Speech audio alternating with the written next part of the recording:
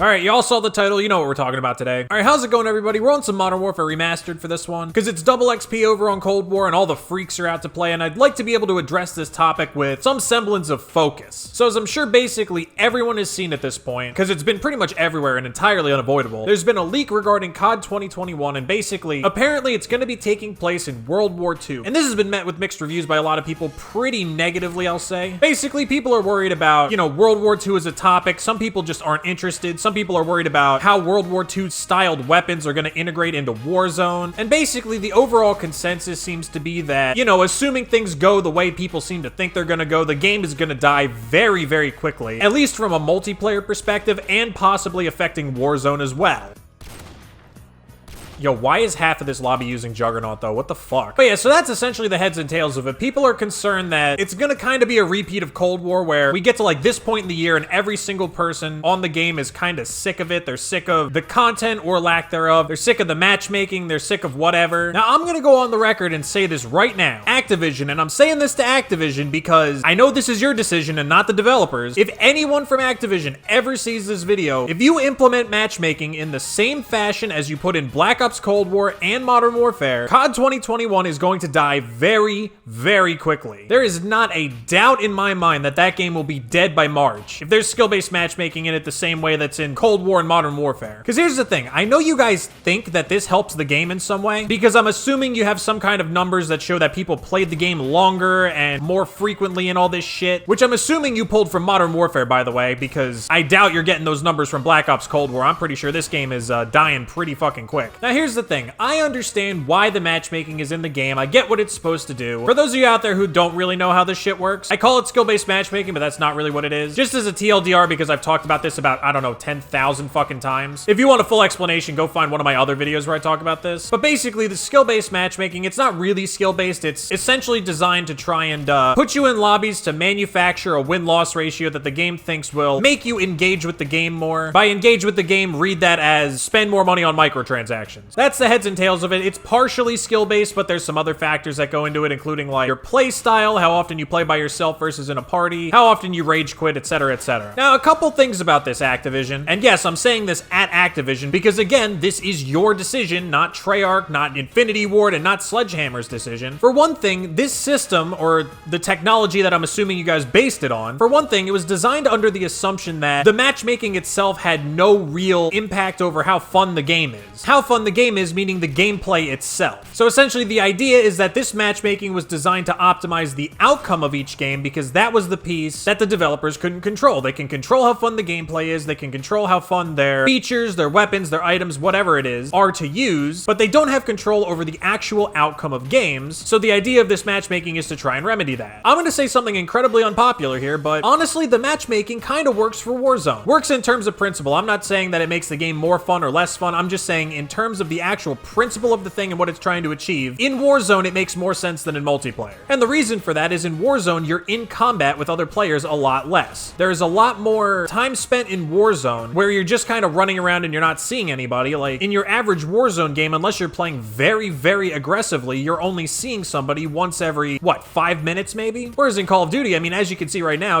it's constant action. You're constantly getting into gunfights with people. And so this matchmaking system is constantly being put to the test. And where this creates problems is you have players who are trying to get the statistics they're used to, meaning very high KDs and or very high win-loss ratios, in a game where the matchmaking system is essentially designed to not let them do that. And this, I think, is part of the reason why no matter what skill bracket you go to, unless it's like the absolute lowest one possible, the lobbies are pretty much sweatfests. Like my lobbies are sweatfests and I'm not even that good at the game. It's because people are trying to keep up these stats against a system that's really not designed to let them do that, basically. And I understand that your algorithm says that this will help and that won't help and these are the things that work and that's what doesn't work, but I'm going to sit here and tell you right now, Activision, your algorithm is wrong. Or maybe the algorithm's not wrong, but your approach is absolutely wrong. I'm assuming you continued to add this matchmaking system into Black Ops Cold War because you saw it quote-unquote work for Modern Warfare. But here's the thing, it kinda didn't. I mean, on paper it looks like it did, right? You put skill-based matchmaking into a game and the game had a much longer life cycle than most of the CODs that came before before it. Now, there's two things wrong with this way of thinking, right? Number one, the games that came before it probably aren't a great benchmark for what makes a good Call of Duty. I know I didn't play most of them, but I've heard enough to know. Black Ops 4, I know there are some Black Ops 4 purists out there, but the overwhelming majority of people I've spoken to about Black Ops 4 have told me that it just wasn't that good. It was fine for a while, but in part because it just felt like a dumbed down version of Black Ops 3, combined with, I guess, a lack of content. And I know some people didn't like the operator system. I've never played Black Ops 4 for an instant, so I'm just going off of secondhand information here, but regardless, community consensus does speak, and the community consensus was that it really wasn't that great. World War II, same kind of deal. I've been told that apparently like halfway through its life cycle, World War II had some sweeping changes made to it that really helped out the game, but for a lot of the player base, I guess that was too late. So World War II, another COD that, I mean, again, it wasn't bad, but it wasn't amazing. And then you got Infinite Warfare, and do I even need to explain what went wrong there? So in short, like, yeah, Modern Warfare might be outperforming its quote-unquote competition, but considering the fact that its competition really wasn't anything to write home about, I don't think you can consider that data reliable. And then the second point, and this is the one that I think is more important, is Modern Warfare didn't even really outperform those games. In fact, I think most people would agree with me that that game was essentially saved by the release of Warzone. I mean, a lot of people have probably forgotten because Warzone took the world by storm, but who remembers February of last year and how we were feeling about the Modern Warfare multiplayer at that point? Because I'll tell you what, man, I was about done with the fucking game. I was ready to quit COD again. Like, keep in mind, people weren't waiting for Warzone because we all knew it was going to be the next big thing. We were waiting for Warzone because we were hoping for literally anything to break up the monotony that was Modern Warfare's multiplayer. Like, when it was getting ready to come out, I'm not even sure if anybody knew whether or not it was going to be any better than Blackout was, which, I mean, I don't think Blackout was bad. I know a lot of people really liked it, but I mean, look at it now. I think the community for that game is basically dead.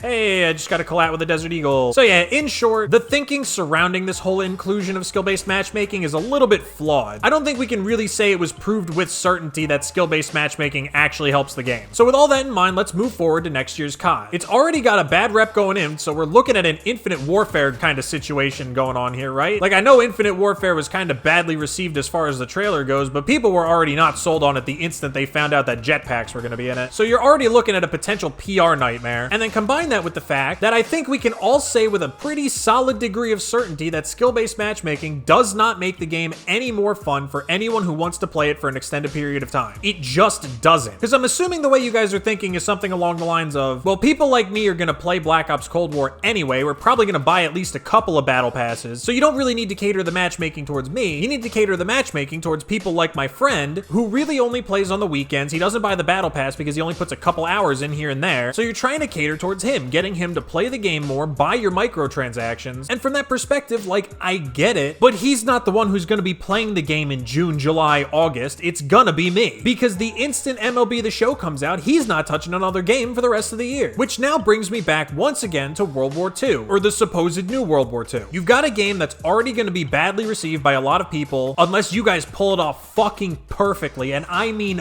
perfectly. Because think about it, your options here are what? One, include the World War II weapons in Warzone, which is going to piss a lot of people off, or two, just not integrate the game with Warzone at all, which is gonna lose you a pretty significant portion of your population. Because think about how many people bought Black Ops Cold War just to grind the camos for Warzone. So already you've got a giant problem there. And then if you add skill-based matchmaking on top of it to drive these people off the game back towards Warzone, you're gonna have a gigantic fucking problem on your hands. In fact, you're gonna have a problem similar to what I'm assuming Cold War is gonna have to put up with in a couple months. It might already be putting up with it now, which is that people are just giving up on the game because they don't want to play. I mean, even take a look at me. Honestly, I wouldn't be playing Cold War if it wasn't for making videos. I'll say that straight out. I wouldn't be. And that's not because I don't like the game, which is the last point I want to make about World War II. It could be the best fucking game you guys have ever made, and skill-based matchmaking will kill it. I guarantee it. And the reason I know that is that Cold War isn't a bad game. I know this might sound asinine to some people, but trust me, I've been playing CoD long enough to know if there was normal Call of Duty matchmaking like the way we were used to back in the day, I guarantee that game would be 1,000% better received than it currently has been. Now, would it be considered the best CoD ever made? Probably not, but I think people would enjoy it. But the thing is, I just don't want to play because I don't want to have to roll the dice on every single lobby as to whether or not it's going to be fun. Anyway, that's about it. I don't know if any of this made sense or not. I'm sure I'll be able to cut it into something presentable in editing. But yeah, in short, if you guys include skill-based matchmaking the way that it's in Cold War and Modern Warfare, I promise you it's going to kill the game very, very, very quickly. The only only way it doesn't is if somehow this World War II game is like the best CoD you guys have ever made. And there are a whole ton of different factors that make me just not believe that that's gonna be the case. I know I just said some good things about Black Ops Cold War, but not the best CoD ever made. Certainly not good enough to save itself from what skill-based matchmaking is currently doing to it. And it is what's doing it to it. It's not a lack of content or anything like that. And even Modern Warfare. I mean, Modern Warfare is not a great game by any stretch of the imagination, in my opinion. Modern Warfare is probably the worst Call of Duty I've ever played from a gameplay perspective. I mean, whether or not you agree, that's up to you, but that, like, campy, slow-ass playstyle and the fucking radar and all that shit, like, that game was horrific, in my opinion. Again, the only thing that saved it was Warzone. I think most of the community would have been off that game at this point last year if it wasn't for that.